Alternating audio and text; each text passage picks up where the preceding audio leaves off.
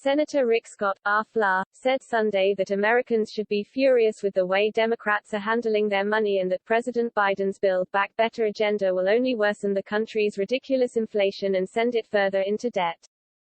During an appearance on Fox News Sunday, Scott told host Chris Wallace that Democrats are still debating their multi-trillion-dollar spending bill while doing nothing to address the skyrocketing inflation that will only be worsened by more government spending. If you look at what they're talking about with this, name whatever the bill is, all it's going to do is cause more inflation, he said. Look at what it's doing to poor families in this country, with gas prices up 55%. Go to the grocery store, food prices are up. It's all caused by government spending. And by the way, if you look at inflation, the border, parents' involvement in schools, our military support, there is nothing that Democrats are talking about doing that solves a problem that Americans care about. Solve it, fix it. They have no fixes in this administration, he added. They're like commentators, yeah, we're gonna have a problem through next year. No, go solve the problem.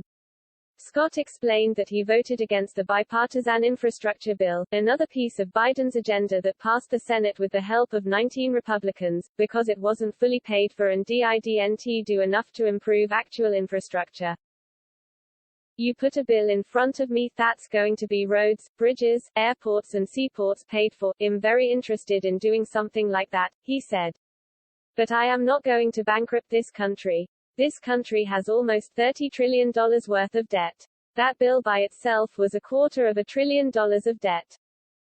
This has got to end. This is causing inflation. I mean, this is hurting the poorest families, this is not hurting the rich.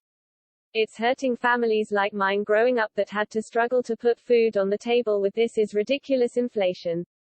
Solve that. We've got to live within our means, like every family does, he added.